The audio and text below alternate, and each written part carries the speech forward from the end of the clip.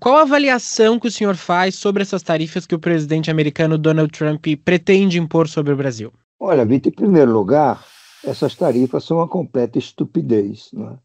Porque elas quebram regras que foram estabelecidas com um concurso importante, ou liderança mesmo, dos Estados Unidos no pós-guerra, em que o mundo passou a ser governado nas suas relações financeiras e comerciais com base em regras e não em poder bélico, em poder econômico, que como era no passado. O, o Trump está prevalecendo agora a lei da selva. Como ele disse em resposta a uma pergunta sobre por que aplicar 50% de tarifa sobre o Brasil, ele disse, porque eu posso. E é verdade, né? Ele pode. Mas o que funciona, o que tinha funcionado até agora, é a regra como balizador das negociações. Por exemplo, se você tiver uma disputa comercial na Organização Mundial do Comércio entre os Estados Unidos, o maior país em economia do mundo, e a Bolívia, um país pobre, o que vai valer não é o poder econômico dos Estados Unidos, mas as regras. E isso foi fundamental para criar prosperidade, né, do período pós-guerra, sobretudo entre os períodos 50 e 80, que é denominado os 30 anos gloriosos. Né? Então, é uma estupidez completa, número um. Tem outra estupidez, que é a ideia da tarifa recíproca. As tarifas, elas são diferenciadas por países em função da sua competitividade. Por exemplo, os Estados Unidos é um país muito competitivo, muito avançado, instituições fortes, mercado funciona bem. Os Estados Unidos não precisa proteger a sua indústria da competição externa. Ele tem uma tarifa média de 2,5%. O Brasil ainda não é um país desenvolvido, não é? E precisa, de certa forma, às vezes com exagero, proteger a sua indústria. Então, a tarifa média aqui varia de 12% a 15%. O que o Trump está dizendo é que se vocês do Brasil não agirem para reduzir as tarifas, eu vou aumentar a minha, que é de 2,5%, a de vocês suponho que for 12,5%, por mais 10%. É a tarifa recíproca dele, né? O que não está escrito em canto nenhum na teoria econômica, na experiência internacional, ao contrário do que pensa o Trump, que os países têm que ter equilíbrio nas suas relações de comércio, particularmente de bens. Porque tem países como os Estados Unidos que são superavitários na área de serviços e eles podem ser deficitários na área comercial, né? Isso não gera nenhum desequilíbrio do balanço de pagamentos americano. Então, número 3, é usar a tarifa como arma, né? Arma de negociação comercial, mas pior do que isso, como arma política, com a ideia de interferir em decisões internas dos países. Tem dois casos recentes, né? O caso mais grave é do Brasil, em que ele condicionou a redução da tarifa de 50% a que o Lula mande o STF arquivar o processo Bolsonaro. Ele não disse com essas palavras, mas é isso mesmo. Ignorando que o Brasil é uma democracia, que as instituições operam harmonicamente e independentes, né? Então, e fez isso com o México. Ele aumentou a tarifa do México porque o México não conseguiu combater os cartéis das drogas. Veja só que maluquice. Tá certo? E ele agora está criando uma terceira maluquice, que é a tarifa secundária. Ou seja, ele e o Congresso. A ideia é, se eles impuseram uma tarifa de 500% para a Rússia, qualquer país que negociar com a Rússia vai ter uma tarifa secundária que ele não disse quanto é. É pior de tudo, né? Então, em face de tudo isso, é difícil imaginar como seria essa negociação. Porque o objetivo ou a razão da tarifa de 50%, vale repetir, não é comercial, é política. Ele quer interferir nas instituições do Brasil. Como é que vai negociar? A menos que ele esqueça, e ele pode esquecer, né? Ter uma negociação parecida com o que fez com o Japão agora, de tarifa de 15%. Mesmo assim, tarifa de 15% pode ser mortal para certos setores da economia brasileira. E, finalmente, o Brasil perde muito com isso, né? As exportações vão ficar inviáveis, equivale a um embargo, mas os americanos também vão sofrer, porque, como a gente sabe, o café da manhã americano tem sempre suco de laranja, ovo e café. Né? Essas três coisas eles importam do Brasil. E o café que eles importam do Brasil é que dá o blend, vamos dizer, o sabor do café americano. Não é? Se deixar de importar o café americano, o café vai mudar de sabor nos Estados Unidos. Pode até os americanos se acostumarem, mas leva tempo, tá certo?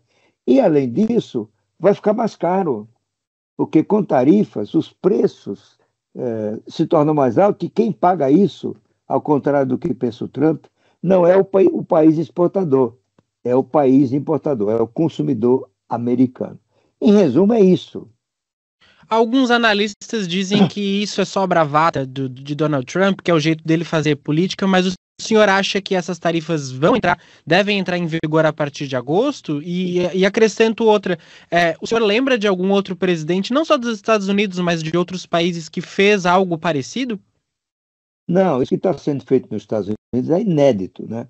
Os pais fundadores da nação americana devem estar remexendo no túmulo, né?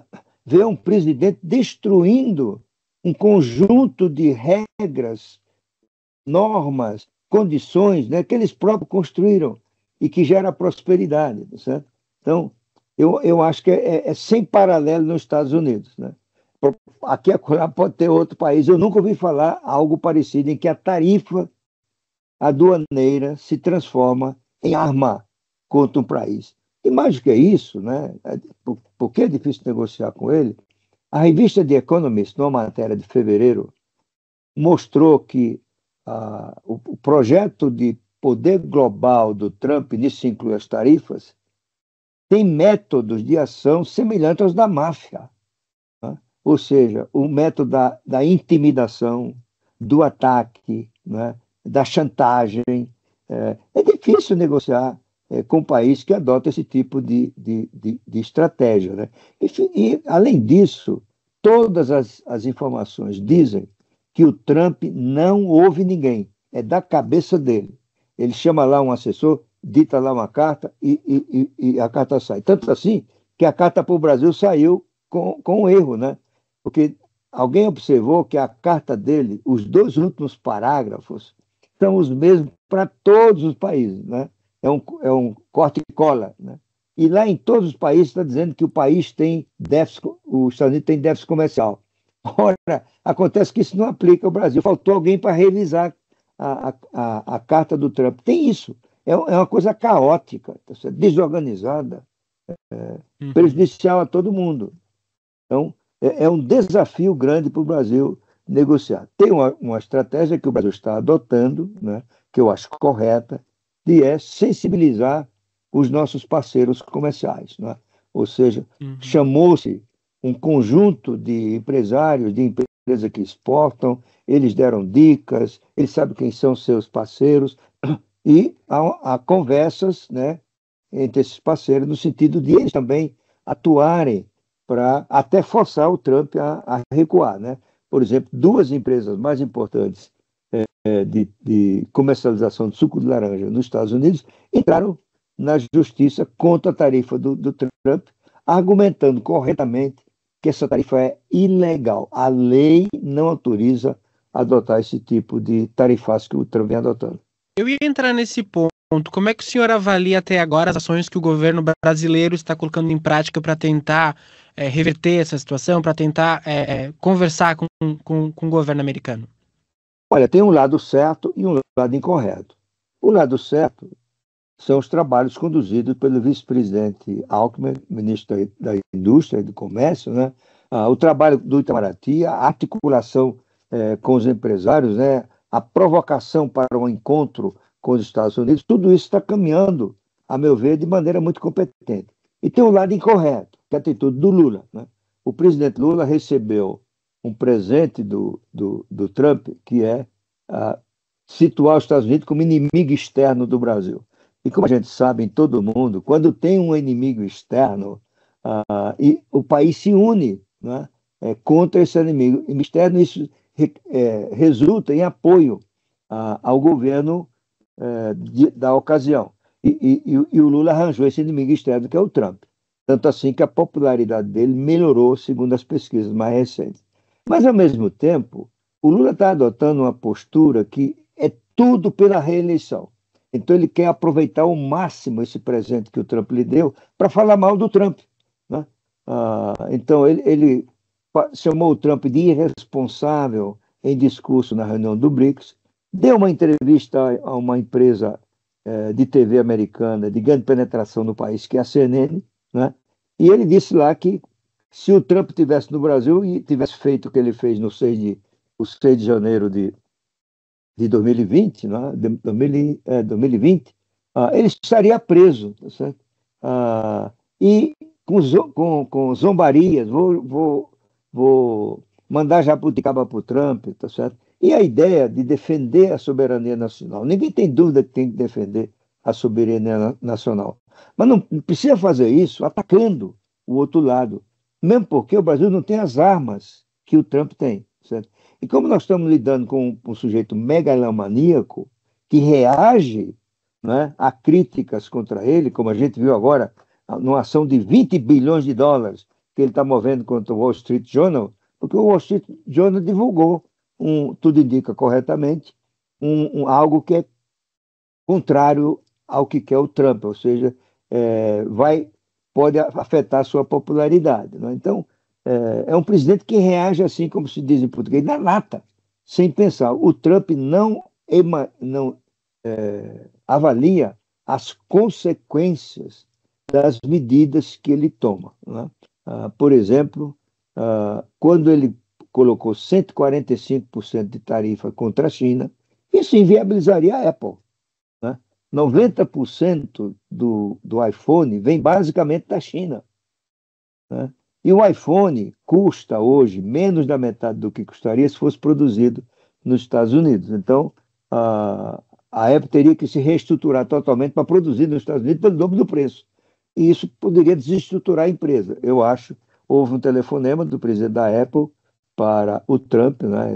Eu até imagino como foi esse telefonema. Não necessariamente minha avaliação é correta, mas mais ou menos, presidente, se o senhor não alterar essa alíquota, se o senhor não isentar o iPhone e o laptop da Apple, a Apple vai quebrar e eu vou para a opinião pública dizer que foi o senhor. Aí ele titubeou e voltou atrás e eliminou essa tarifa para laptops e celulares, certo? Então, ele sempre a impressão é que ele recua no último momento, né? E a gente não sabe se ele vai recuar agora, no caso brasileiro. O senhor falou mais cedo sobre a questão da lei da reciprocidade. É um caminho? Ela é viável? Não é o caminho? Como é que o senhor avalia? Não, eu acho que seria uma catástrofe se o Brasil, se o Lula, ele está prometendo isso, né? Se ele fizesse a retaliação. Em primeiro lugar, porque o Trump disse na carta que se o Brasil retaliar, ele acrescenta aos 50% aquela tarifa que o Brasil retaliou. E tem vários exemplos já que ele faz isso, né? Por exemplo, no caso do Peru, o presidente do Peru proibiu o pouso dos aviões americanos que traziam os deportados colombianos. O que é que o Trump fez? Dobrou a tarifa de importação de produtos da Colômbia, né? E o presidente da Colômbia, o Preto, teve que renunciar à sua ordem, né? E autorizou o pouso dos aviões. Então, é assim que ele age, né? Então, eu acho que não é producente, não é produtivo adotar uma postura de bravata, uma postura de ataque, né? Pode até deixar o PT fazer isso, mas não o governo. O presidente deve adotar uma atitude de serenidade, de calma, resistir à tentação quando aparece o microfone na frente dele, para usar isso em benefício de sua popularidade, né? E deixar que os profissionais do governo, e tem muitos bons profissionais do governo para isso, conduzam as negociações silenciosamente, né? Você não vê, por exemplo, nenhum país atacando o Trump. A China é o maior exemplo. A China ficou calada o tempo todo. Ela só age nas reuniões com os Estados Unidos e elas são feitas de forma secreta e depois se divulga o resultado. O senhor falou mais cedo sobre a OMC. A OMC poderia fazer alguma coisa? Até o presidente Lula até procurou, mas há a possibilidade de eles agirem nesse momento? Não, nenhuma possibilidade, porque reclamações, ações de um país prejudicado em comércio são feitas, segundo as regras da OMC, através da área de solução de controvérsias. E essa área é uma espécie de um tribunal composto por representantes de vários países. E os Estados Unidos têm uma boa quantidade de juízes nesse órgão. E os Estados Unidos, desde Obama, não indica os seus representantes. Portanto, não há como formar maiorias para decidir nessa área. Portanto, nesse campo, a OMC é um tigre sem dentes, né? Ele não tem o que fazer. Ele é um palco para você fazer um discurso, como foi feito esta semana pelo representante do Brasil na OMC, né? Você protesta, faz alusões, sem dizer o nome, às maluquices do Trump, mas isso não tem nenhum efeito prático. É só para registro e ter apoio pelo discurso que foi feito. Também para a gente encerrar e não tomar mais muito tempo do senhor, se o senhor estivesse no ministério hoje, estivesse no governo, teria alguma ação que não foi colocada em prática ainda que o senhor acha que é importante? Alguma dica? O que o senhor imaginaria que seria possível fazer? Olha, eu não agiria de modo diferente do que vem agindo o ministro Fernando Haddad, né? Em primeiro lugar, participar das reuniões através da equipe dele próprio, né? Levar sugestões como negociar, informações de quais são os pontos que a gente pode ceder, quais são os pontos que a gente pode apertar os Estados Unidos e formular uma estratégia de apoio às empresas que vão sofrer com essa tarifa maluca do Trump, né? Não é simples, porque o governo não tem dinheiro para isso. É preciso, provavelmente, criar um crédito extraordinário no orçamento, fora das regras do arcabouço fiscal, ou colocar o BNDES a serviço de financiamento para essas empresas, né? Então, essas duas estratégias, participar, gerar sugestões, ideias e bolar, construir um programa para socorrer as empresas que vão ser afetadas com a tarifa de 50%, se ela vier a ser implementada. O ministro está correto. Estratégias como foram feitas, por exemplo, durante a pandemia, nessa ideia de socorrer essas empresas? Não se sabe ainda como é, mas é nesse sentido, tá certo? Uma para preservar empregos, outra para preservar a liquidez das empresas, né? É muito em torno dessas duas coisas. A liquidez das empresas, para que elas possam funcionar, ela não enfrenta uma crise de endividamento sem poder pagar suas dívidas, né? E, por outro lado, uma ação para preservar empregos.